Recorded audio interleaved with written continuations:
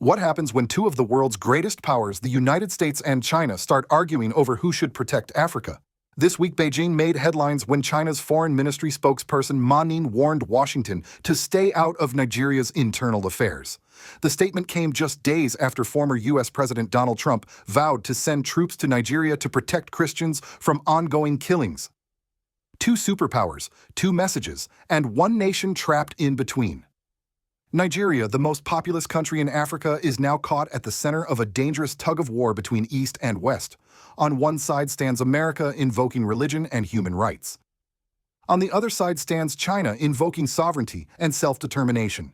But amid the political noise, one question remains unanswered: who is protecting the Nigerian people themselves? Every week, dozens are kidnapped from buses and highways. Entire villages vanish overnight. Both Christians and Muslims are dying, yet their government offers little more than silence and excuses. The world debates ideology while families bury their loved ones in mass graves. And that's where this story becomes deeply human. Because beyond the flags, beyond the politics, lies a simple truth: Nigeria doesn't need another foreign lecture. It needs leadership. It needs the courage to stop negotiating with terrorists and start defending its citizens. So as America and China trade words across oceans, we must ask ourselves, are we witnessing a new Cold War or the slow death of accountability in Africa's largest democracy? Please share this video if you believe that the value of life should never depend on religion or geopolitics. Subscribe if you believe that truth, not power, should guide global action. On Tuesday morning in Beijing, the polished marble hall of China's foreign ministry grew unusually tense. Cameras flashed as spokesperson Ma Ning looked directly into the lens and declared, "As a comprehensive strategic partner of Nigeria, China firmly supports the Nigerian government in leading its people on a development path that fits its national realities." It sounded like an ordinary diplomatic statement. But behind that one line was a message to Washington: mind your own business. The timing was not accidental. Just days earlier, Donald Trump had issued a stunning warning threatening to send American troops to Nigeria under the banner of protecting Christians. The world immediately took notice. Washington's claim of humanitarian concern, Beijing's call for sovereignty, two powerful narratives now colliding on African soil. For decades, Africa has been the stage where superpowers project their ambitions. During the Cold War, it was communism versus capitalism. Today, it is security versus sovereignty. And once again, it is the ordinary African citizen who pays the price. In Nigeria, the toll of that struggle is measured not in headlines, but in graves. Over 40,000 people have been killed in Borno State alone. In the Middle Belt, Benue Plateau, and Kaduna, entire villages have been wiped out by armed herdsmen, Boko Haram insurgents, and criminal militias. The attacks are so frequent that many Nigerians no longer rush to count the dead. They simply bury them. Meanwhile, the Nigerian government under President Bola Ahmed Tinubu seems more focused on arguing semantics than delivering justice. Instead of announcing concrete steps to secure its borders or pursue terrorist financiers, it sends spokespersons to international media to insist that it's not just Christians being killed. The effort appears less about ending bloodshed and more about shaping perception. That's where Adola, a Nigerian journalist and humanitarian worker, enters this narrative.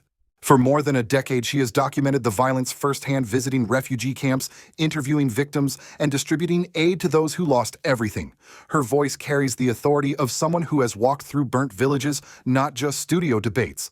She recalls how in 2011 multiple churches were bombed on Christmas Day, how suicide bombers targeted both mosques and churches, how 300 schoolgirls were abducted in Chibok, and how years later hundreds of schoolboys were kidnapped in Katsina. Two things can be true at the same time, she says.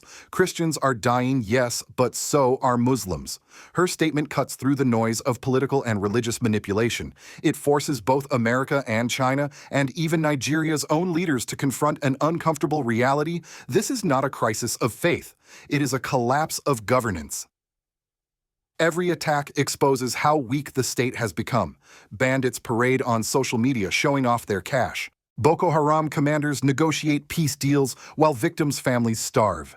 Tens of thousands remain displaced in camps across the north, relying on humanitarian aid that rarely reaches them.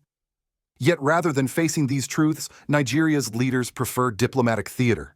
A government spokesperson even suggested that Trump and Tinubu might meet either in the State House or the White House to discuss whether terrorists are targeting only Christians or people of all faiths. The absurdity of that statement, equating human lives to a talking point, summarizes the tragedy of modern Nigerian politics. As China defends Nigeria's right to self-determination and America threatens to intervene, the real question remains painfully unresolved: who is defending the Nigerian people from their own government's indifference? Because sovereignty stripped of responsibility becomes a shield for impunity, and foreign sympathy without understanding becomes just another form of control. The world's attention may shift from Washington to Beijing, but for the people in Borno, Benue, and Kaduna, the battle is not about ideology, it is about survival. It was not a single event that broke the nation's spirit. It was the slow, relentless repetition of tragedy. Week after week, another headline: dozens killed in Plateau, mass burial in Benue, school bus hijacked. By the time the international community began paying attention, Nigeria had already lost an entire generation to fear. For years, Adola's voice had been a lone echo in the wilderness. She reported from towns where there was no power, no security, no media coverage. She walked through camps filled with mothers who didn't even have photos of their missing children anymore, only descriptions.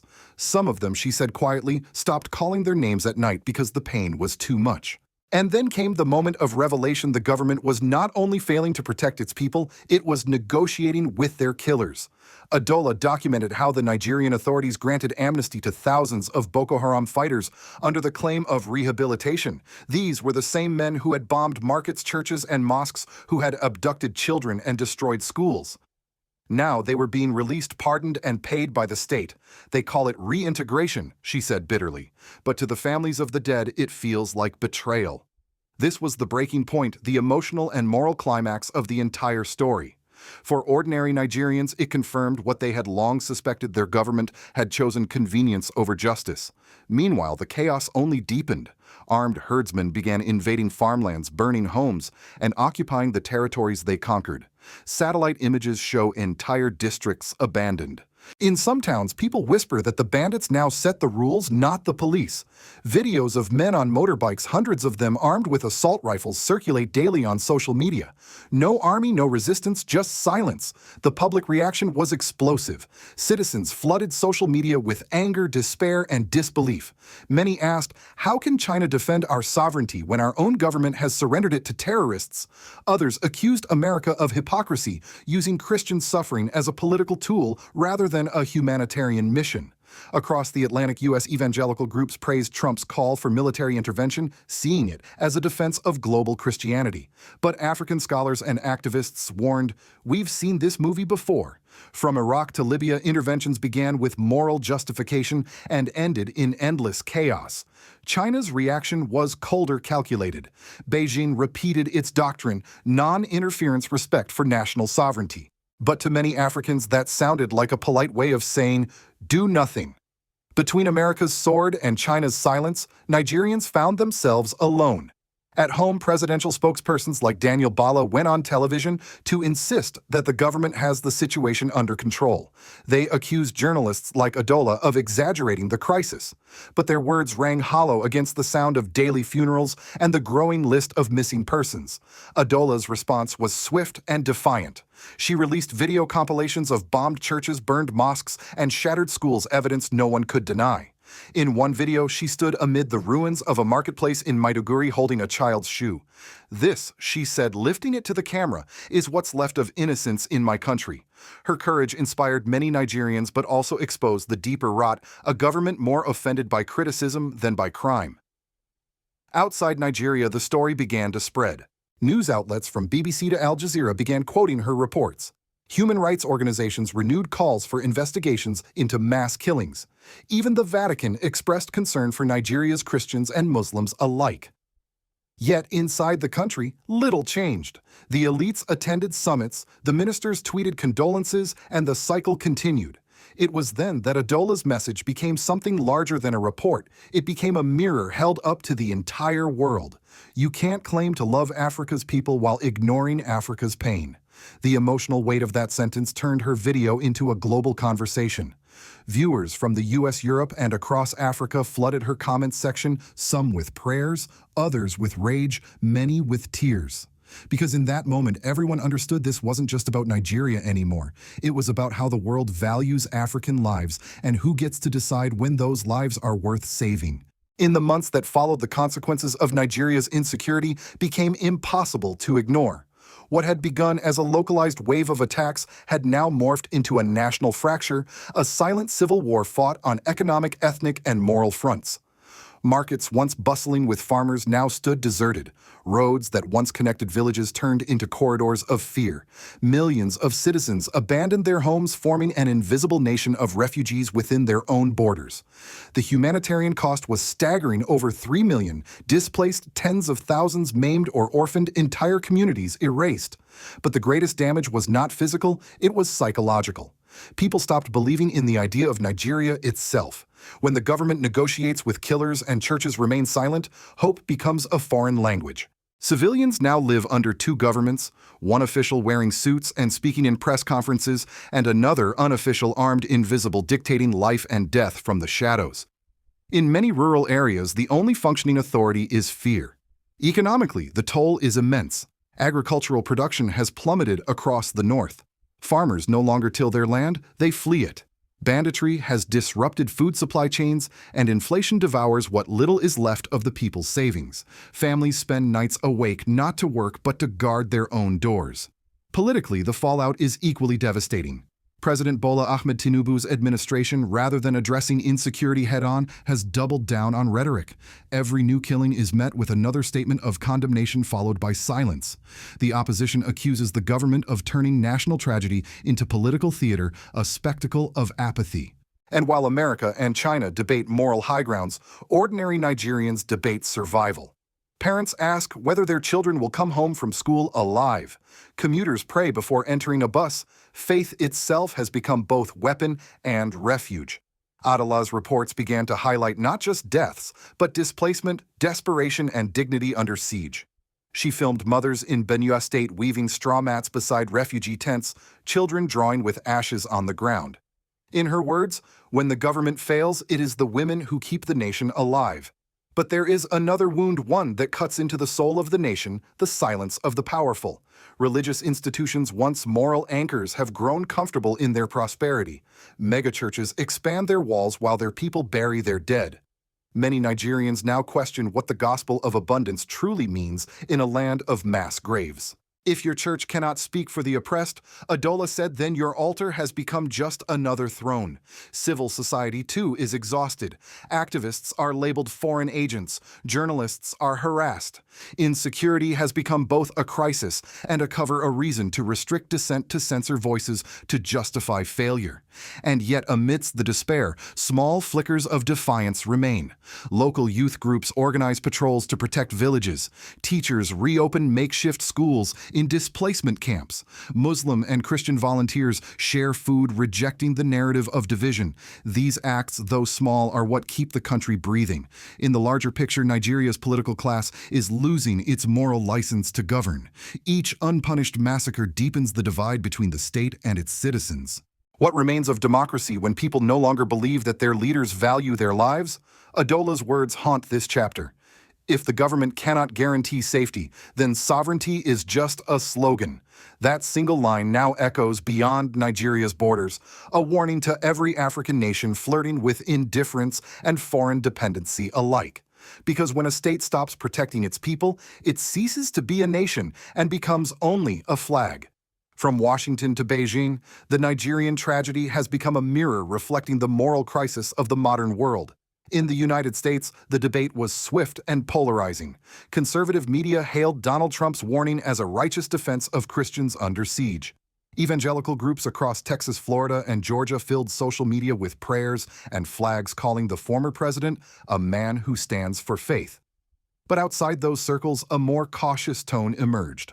Many Americans, especially veterans and diplomats, remembered too well the long shadows of Iraq, Libya, and Afghanistan.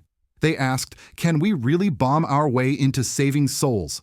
Because the last time Washington claimed to intervene for human rights, it left nations in ruins. The war on terror promised liberation, but brought occupation. And now, as America speaks of protecting Christians, Africans fear a familiar script where religion becomes a pretext for control and compassion turns into conquest. China's stance, meanwhile, appeared calm, almost calculated. Through its spokesperson, Ning, Beijing repeated the sacred phrase, non-interference in internal affairs. At first glance, this sounded noble, a defense of sovereignty, the very principle Africa has long fought for. But behind that neutrality lies another reality: strategic silence. By siding with Nigeria's government, China secures its economic foothold: railways, mines, telecommunications. It offers loans without lectures, infrastructure without conditions. Yet, in doing so, it also buys silence when human lives are at stake. Beijing's loyalty, as Adola's followers often remark, is to contracts, not to conscience. And the rest of the world, Europe, looks away, preoccupied with Ukraine, energy, and migration. The Middle East watches warily, fearing another wave of refugees. African neighbors like Niger and Cameroon struggle with their own insurgencies. The global South has sympathy but little power. In diplomatic circles, Nigeria's crisis is now a proxy test. Can Africa handle its own security, or will the great powers keep using its pain as political currency? For the United States, the question cuts even deeper. America's image in Africa has shifted from the land of liberty to the land of lectures. Young Africans see U.S. interventions as selective morality, swift to condemn rivals, slow to help allies. They ask, if America truly cares about Christians in Nigeria, why not also speak for Muslims in Gaza or civilians in Sudan? It's a fair question, one that older Americans watching this may recall from their own generation's struggles with Vietnam, the tension between good intentions and disastrous outcomes.